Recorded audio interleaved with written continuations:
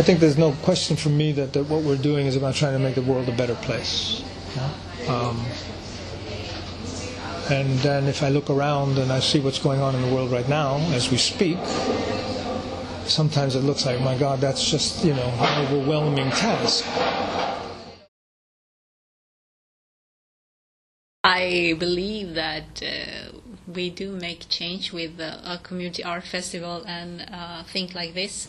If I haven't been here, I haven't really believed in that. I think I'm in the right place, in the right moment just now. And I think that's, it has power, it has energy.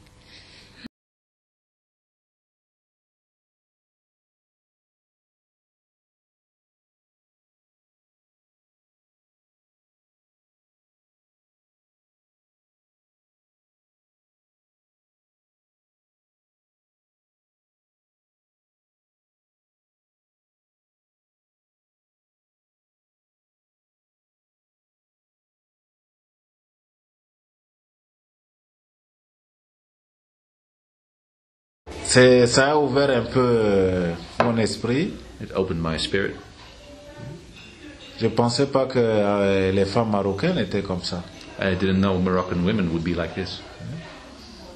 Que c'est tellement fermé, mais j'ai vu que non, mais c'est des femmes qui peuvent aussi bien s'exprimer et ouvertes. I thought they would be closed because dans ton quartier, oui, dans mon quartier, where he lives, there are many Moroccan women, and he says I was surprised to see how open they could be.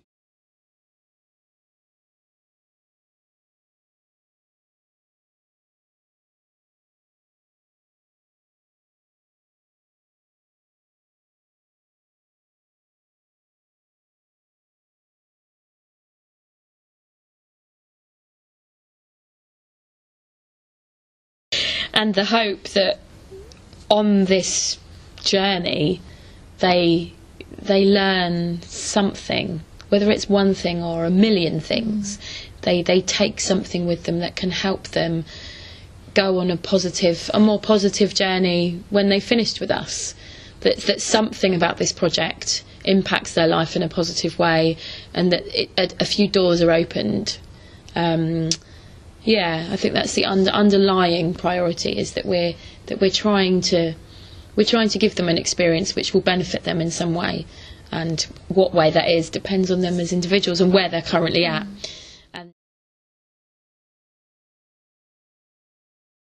I believe it's a process in life, and I think to be together with people who think as you, is similar, or are, you get strong.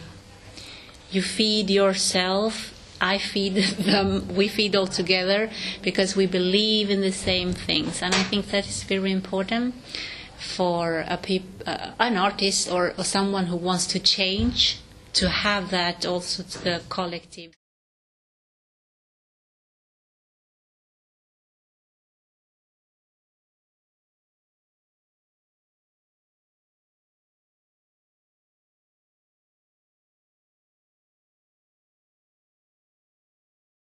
We always go back to the dance no matter what's happening. This is a dance project. It's about, do you know that duet? Do you know that jump? Do you know that turn?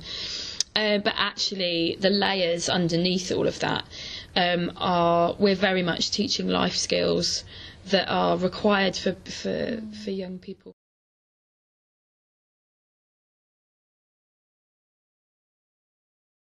At Imbadi, you do follow the rules. They have rules, but you include yourself too. They're looking for you. The you. And then that's where they develop you. They develop who you are. They don't give you like this, and then this is what you do. This is what you go through.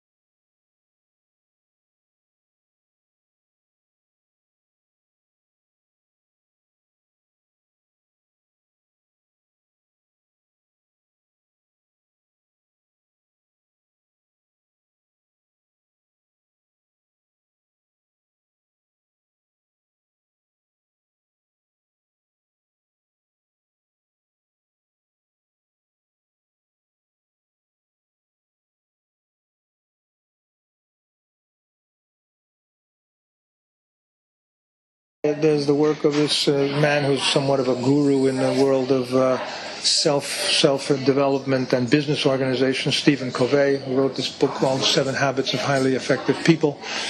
He talks about 2 circles, a circle of influence and a circle of concern. Circle of concern is very big. It's all the things you're concerned about. War, poverty. Circle of influence is that circle of things you can actually influence. He says if you spend all your time focusing on your circle of concern, you're going to become depressed, frustrated, because you just can't take it on.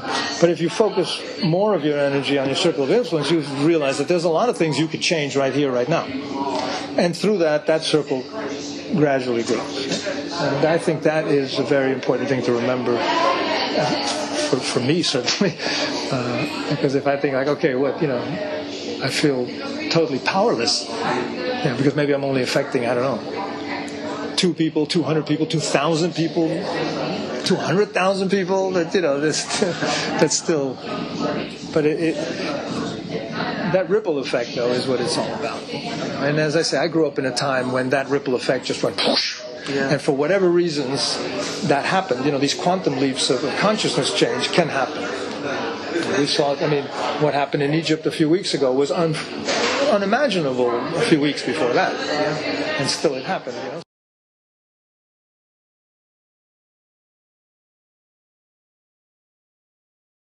I went to a kind of a conference, a very intimate conference about the concept of utopia. And there was a discussion between two authors. One had written a book about utopia, saying, we as a society right now, we really need a new concept of utopia because we have fallen into just solving practical problems and just, there's no bigger vision.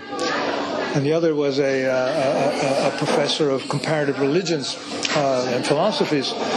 And he at a certain point made a very interesting comment. He said, I think that the traditional concepts of utopia was always a top-down thing. It was a group of elite who had this idea about how it all should be. I think that utopia has been privatized now, he said. And then I thought, privatized? What do you mean? What he meant actually was that little groups of people here and there are moving towards a utopic vision by solving, I don't know, there's a need for clean water in this village. There's a need for, helping the homeless people in that city.